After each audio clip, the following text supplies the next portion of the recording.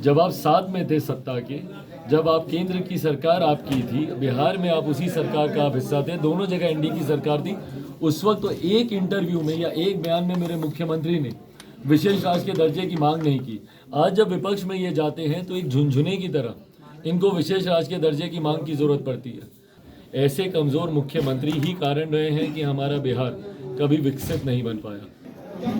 ये सरकारी प्रक्रिया का हिस्सा है, अलग अलग राज्यों के मुख्यमंत्री के साथ मिलकर उन राज्यों की बेहतरी के लिए और क्या क्या किया जा सकता है।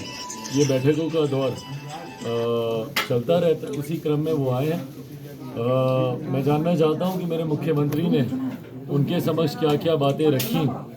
दिन में हम लोग नवादा में थे, वहाँ पे एक बहुत बड़ा कार्यक्रम था हम लोग का, एक जनसभा थी, तो वहाँ पर हम लोग व्यस्त थे। तो अभी तक मैं ये नहीं जान पाया कि मेरे मुख्यमंत्री के द्वारा क्या क्या बातें केंद्रीय गृह मंत्री जी के संज्ञान में दी गई। पर हाँ, मेरे मुख्यमंत्री जी आजकल बिहार को विशेष राज्य का दर्जा दिलाने के लिए काफ़ी चिंतित हैं। उनकी ये चिंता आज 19 साल मुख्यमंत्री होने के बाद आई है। तो कहीं ना कहीं ये चिंता एक तरफ उनकी गलत नीतियों को भी दर्शाती है, उनकी नीतियों की विफलता को दर्शाती है।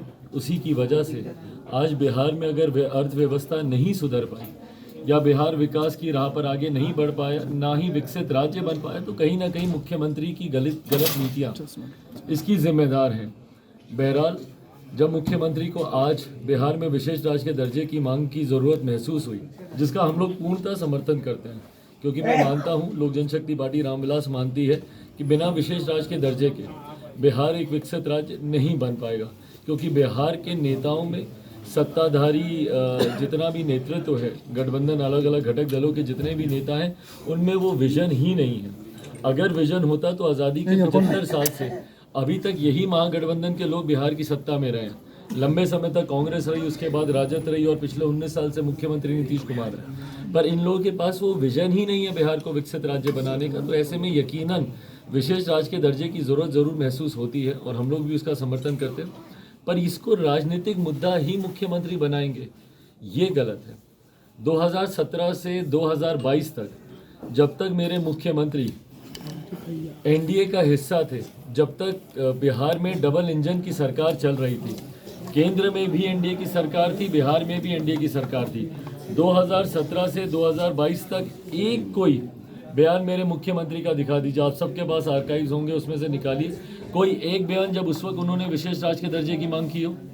जब आप साथ में थे सत्ता के, जब आप केंद्र की सरकार आपकी थी, बिहार में आप उसी सरकार का आप हिस्सा थे, दोनों जगह एनडीए की सरकार थी। उस वक्त तो एक इंटरव्यू में या एक बयान में मेरे मुख्यमंत्री ने विशेष राज्य के दर्जे की मांग नहीं की। आज जब विपक्ष में ये जाते हैं तो एक झुनझुने की तरह इनको विशेष राज्य के दर्जे की मांग की जरूरत पड़ती है। उसके लिए ये आंदोलन करने की बात करते हैं। एक मुख्यमंत्री जब इतना कमज़ोर दिखता है, जब दिखता है कि जब वो विपक्ष में जब वो जाते हैं तो उनको विशेष राज्य के दर्जे की ज़रूरत उनको पड़ती है, उसके लिए अगर उनको आंदोलन करना पड़े तो वो वहाँ तक की बात करते हैं। ये मेरे मुख्यमंत्री की कमज़ोरी को दर्शाता है। ऐसे कमज़ोर मुख्यमंत्री ही कारण रहे हैं कि हमारा बिहार कभी विकसित नहीं बन पाया। और आज जब गृह मंत्री जी आए हैं, मैं ज़रूर चाहूँगा कि गृह मंत्री जी बिहार पर भी उनका पूरा ध्यान रहे, क्योंकि इन लोगों से, बिहार के मुख्यमंत्री और इस महागठबंधन की सरकार से तो कम से कम बिहार में विकास नहीं हो पाएगा। तो ऐसे में केंद्र सरकार की हर सुविधाएं बिहार को मुहैया कराई जाए, ये अपेक्षा मैं भी रखूँगा।